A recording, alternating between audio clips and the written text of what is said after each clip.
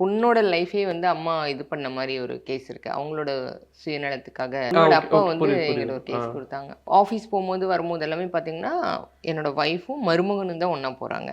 Maximum வந்து மருமகனை அவங்க ஆக்குபை பண்ணிக்கிறாங்க. அந்த மாதிரியான ஒரு இது இருக்குது. இது எனக்கு பார்க்கும்போது கொஞ்சம் ஆடாக இருக்குது அப்படிங்கிற மாதிரி அவர் சொன்னார். நான் அவங்க ஒய்ஃபை தான் ஃபாலோ பண்ண ஆரம்பித்தோம். பண்ணும்போது ஆஃபீஸ் போகிறாங்க. எல்லாம் போகும்போதே பார்த்தீங்கன்னா ஒரு குறிப்பிட்ட இது வரைக்கும் அப்படி டீசெண்டாக உட்கார மாதிரி உட்காருது. அதுக்கப்புறம் ரொம்ப க்ளோஸாக ஒரு மருமகனும் மாமியார் மாதிரி இல்லாமல் ரொம்ப க்ளோஸாக இருக்கிறது. அவங்க ஆஃபீஸ் போகிறத விட்டுட்டு வெளியெல்லாமும் போனாங்க. கொஞ்சம் ஷாப்பிங் போகிறது, சினிமாவுக்கு போகிறது, இதெல்லாமும் இருந்துச்சு ஆஃபீஸ் டைம்லேயே. ஆஃபீஸ் டைம்லேயே வந்து ஒரு ஹாஃப் டே இருந்துட்டு அதுக்கப்புறம் வெளியே போகிறது, தப்பாக நடந்துக்கிறது, அதெல்லாமே வந்து நிறைய விஷயங்கள் நாங்கள் பார்த்தோம். ஸோ தன்னோட சுயநலத்துக்காக இந்த லேடிக்கு வந்து அந்த பையன் மேலே இருக்கிற ஒரு தொடர்பில் அதை மெயின்டைன் பண்ணுறதுக்காக எப்போவுமே கூட வச்சுக்கணும் அப்படின்னு சொல்லிட்டு அந்த பையனுக்கு இருக்கிற அந்த மைனஸ் ஃபேமிலி பேக்ரவுண்டெல்லாம் இல்லாமல் இருக்கிறனால கூடவே வச்சுக்கணும்னு சொல்லிட்டு வீட்டோட மாப்பிள்ளையாகவும் அப்படி கல்யாணம் பண்ணி வச்சுருந்துருக்காங்க.